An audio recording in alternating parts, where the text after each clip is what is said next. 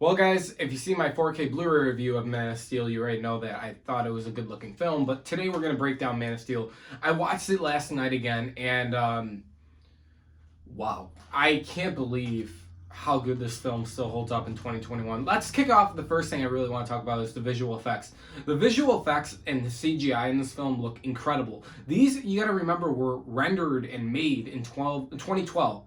And it's 2021. It's about fucking almost 10 years later, and they fucking really hold up. Now, a lot of films don't age that good, like 300 for an example, give or take.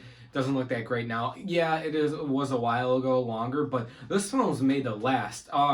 Maybe it's because we haven't seen another Superman film. I don't know, but we still got Batman v Superman, and Batman v Superman still held up too in CGI. But overall, the battle in Metropolis, Smallville, a lot of these scenes or sequences have been heavy CGI, but the way to make good CGI, you guys obviously know, is like it doesn't look like a green screen and brings you into the world. That's what this film does the best. Now you got to remember, this film is definitely heavy on visual effects and CGI.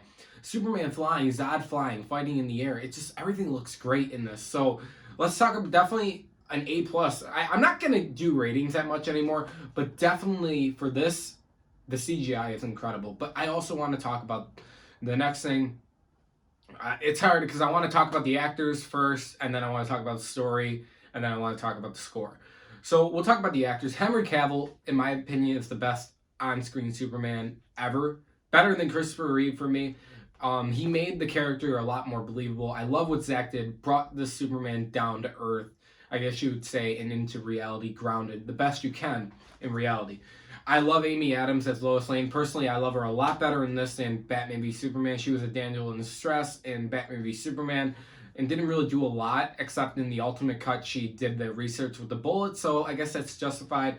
But I really enjoyed Michael Shannon. This is probably, until we see Zack Snyder's Justice League, for me, the best DCU villain so far is Zod. I think Zod is incredible. You understand, he believes he's doing something right, where he wants to rebuild Krypton on Earth, right? And obviously it's a bad thing, but that's what I like, is you can understand why he's doing it and his motives. That's how you make a good fucking villain. It really is.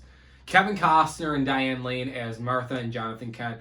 I fucking love that casting. I love Kevin Costner. I love Diane Lane, and it's just perfect.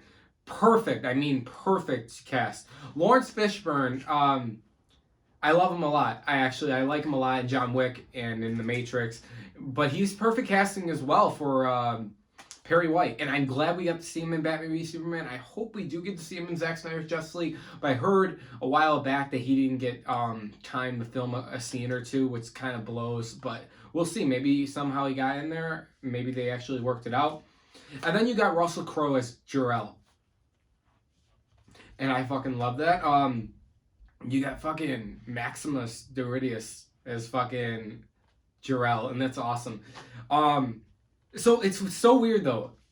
This film has, like, personally an all-star cast, and it's a really good, it's a really good cast overall. And then some of the really other side characters or side actors too are pretty fucking stand up and hold their ground too as well. Like Jenny, Laurel, Superman's mom, or birth mom, and then I'm trying to think of the other people.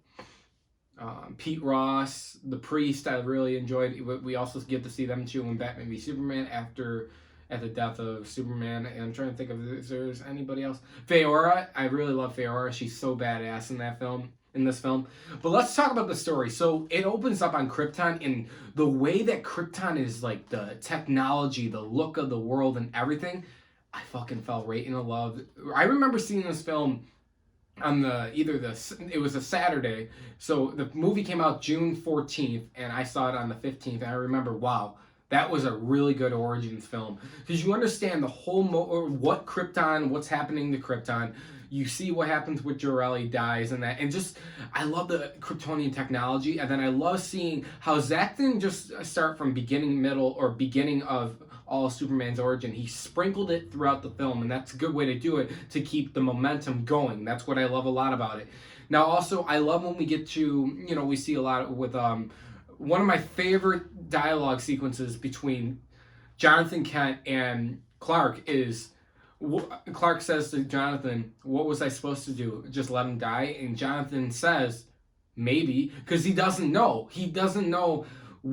He doesn't have all the answers either. Because he's like, on one hand, he wants to tell Clark, yeah, go do it, go fly, be Superman and save people. But on the other hand, he knows how Earth is and how we are as humans and how we would react to some kind of godlike figure. So it's really hard, but it's a really cool choice of dialogue, and I love that a lot. And I just love all the dialogue sequences with Henry Cavill, Russell Crowe, Henry Cavill and Kevin Costner, and little Clark Kent and Kevin Costner and Diane Lane. Oh my god, all the dialogue sequences in this film are fucking amazing. But then you go into the ancient scout ship that Clark finally discovers and starts seeing a hologram of Jor-El, and like, it's just so, that Kryptonian technology, I wish we had that, but we obviously don't. But it's just so, this film is so fucking perfect. It really is. It really is a perfect Superman film. But then we know, like, Zod comes to Earth, and one of my favorite sequences in the film, I have a lot of them, but the "You Are Not Alone," it really gave that creepy alien-type vibe, and I love what Zach was going for there, and it worked. But the battle in Smallville, you think you could threaten my mother in that? Oh my god, it's so fucking good. And then we're getting into Metropolis, the battles in Metropolis, trying to stop the World Engine. How can you not enjoy this film? Fuck you for not enjoying this film if you really don't. So the main story, guys, is cohesive. It really is, and you understand it really. Like, you don't need to. Like, I'm not going to shit on Christopher Nolan, but, like, just take a movie like Tenet. You got to study Tenet and, like, understand what is going on, or even Inception for the most part. Or I'm trying to think of a superhero film that you would have to have multiple viewings in order to watch. And, like, I was going to say Wonder Woman 84, but fuck that. Nah, it's a really, you can pop this in and watch it and, like, oh, this is really cool. It's so fucking good. Now, last but not least, obviously we know cinematography looks incredible. Zach knows how to do really good visuals. But last but not least, I need to talk about the score.